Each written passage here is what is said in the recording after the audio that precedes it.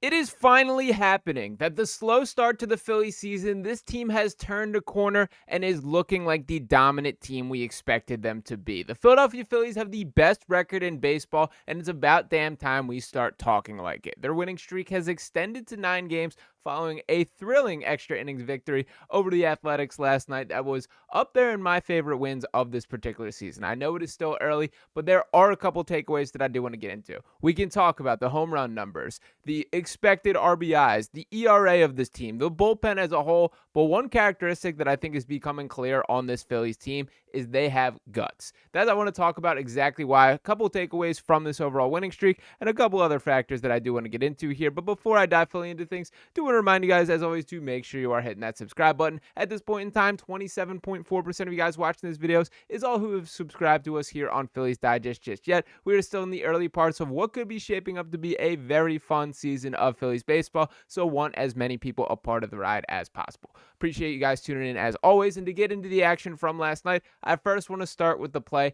that I think is the signature moment of that game. And what that was exactly here was in the 10th inning, in extra innings, this throw by our man Brandon Marsh. And you can see a little bit of the setup that at this point in the game, it is a 6-6 tie in the bottom of the 10th inning. The bases loaded, no outs here. Brandon Marsh pulls in the catch and absolutely has a cannon of a throw home. Now, granted, to fully set the stage before I pull up JT's tag here, if he does not throw this runner out at home, this game is over. The winning streak stops at 8, and we have a bit of a different tune for this video. But JT with a terrific tag, a very close play right at the plate there. Everyone did everything right here. That this was not on the runner, even though Ben Davis was kind of critiquing him on the announcing booth.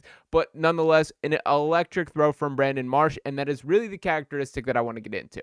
It does not matter who it is on this Phillies team. It does feel like there is a guy stepping up on an every game basis. And to kind of reflect on where this shapes up in these standings to this point, shout out to John Foley for tweeting this out, at the top of the National League, and not just the National League, at the top of baseball with the record overall. Now, I know the immediate critique for this 9-game winning streak is, of course, this is not the top tier talent that they will face. These are not wins coming against the Dodgers or the Mets or the Yankees. They are beating the Rockies, the Pirates, and the Athletics most recently with a chance to complete their third consecutive sweep. But what I admire and what I think is important to note is the business-like approach that we are getting from this Phillies team. They're not just beating the teams that they're supposed to, they're absolutely rocking them. And I get the last inning was an extra inning, but it kind of an extra inning victory here. But to reflect on how things went exactly yesterday, shout out to Cory Seidman for this tweet here. And he sends out, even on a night when the Phillies received their shortest start in nearly 2 weeks and were without their top 2 relievers, that being Strom and Romano, I believe he's referring to here, they extended the winning streak to 9 games.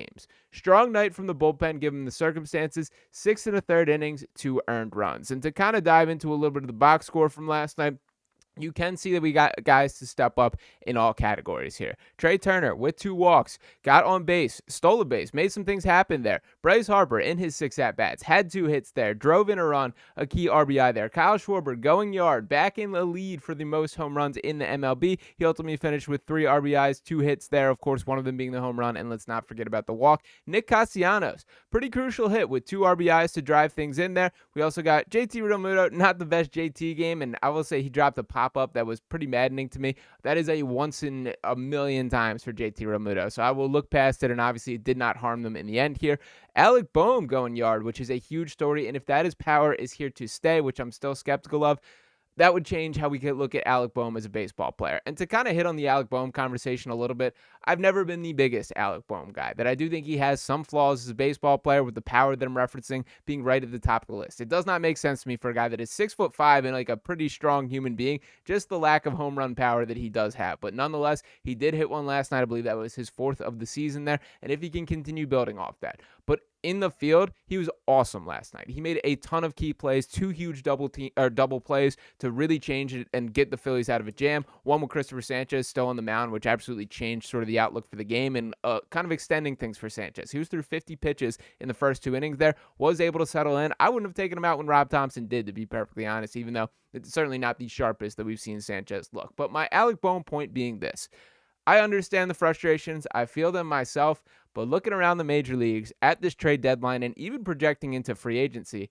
I don't really see a world where the Phillies can upgrade at third base. The really only argument is probably Nolan Arenado there, but a steeper contract and a guy who is in the declining stage of his career we will see how much more he has left in the tank. There's still a case to be made that Alec Bohm can keep improving, can add layers to his game. And like, I guess my honest assessment here is the more I look around and really think about it, I just don't see a world where they can upgrade from this guy at third base, and that kind of closes the door on the conversation for where does Alec Bohm's role end. Now, granted, that picture can obviously change on a year-by-year basis. Aiden Miller is going to be a huge part of this story when he's ready, where positionally they slot him. But I will say, from a fielding perspective, I am getting so frustrated with the Trey Turner conversation, and I think sometimes that comes out on Alec Bohm for my own thing there. And even last night, we had an error by Trey, and one that was called a hit that should have absolutely been an error on Trey that would have changed the complexion of that game.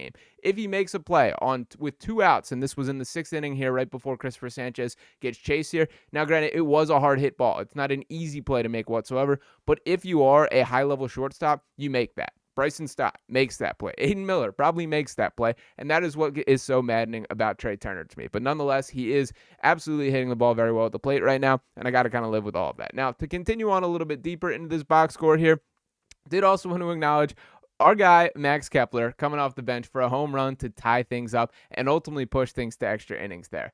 That's electric stuff from a guy who's had a bit of a rocky start to his Phillies tenure and really impressed with how things are coming together. That power needs to stay as well. And the outfield is still kind of a work in progress for what all the roles will be, but very excited to see that from Max overall. Now, to talk a little bit more about kind of the overall picture of this Phillies team, it is a marathon baseball season. There is no doubt about that there, but they're just taking things in the business-like approach that we have to hope. They got to get to the postseason. I do think it is time to give this Phillies team a little bit more respect than the sense that I'm kind of gathering as a whole there. We will see ultimately what is to come for the season. There are still moves that need to be made at the deadline. This is not a complete picture of this roster as a whole. The bullpen arms, still fair conversation to be had. That there are guys, even though we did get the first career save from Max Lazar last night, that we are seeing guys step up in different ways, in different roles. Tanner Banks certainly being thrown into the mix and being looked at as a high leverage lefty following the loss of Alvarado there. There are a lot of storylines still going on with this team, but I think we should take a minute, feel good about how this Phillies team is trending, and give them a little bit more respect for the production that is taking place on the field right now. That is the message that I do want to explain here and project forward, that I do think for a Phillies team that there does seem to be kind of a skepticism both locally and nationally on.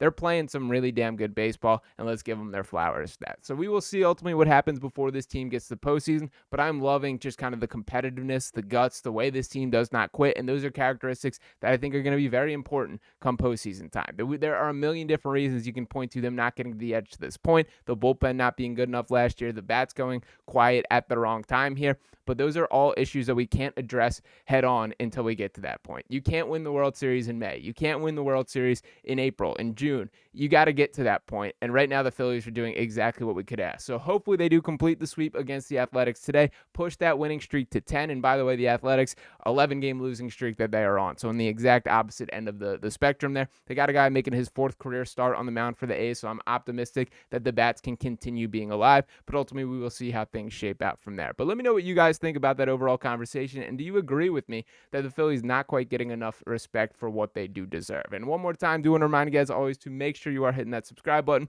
At this point in time, 72.6% of you guys watching these videos have not subscribed to us here at Phillies Digest just yet. So make sure you're hitting that button, and we'll be back talking to you next time right here on Phillies Digest. Peace.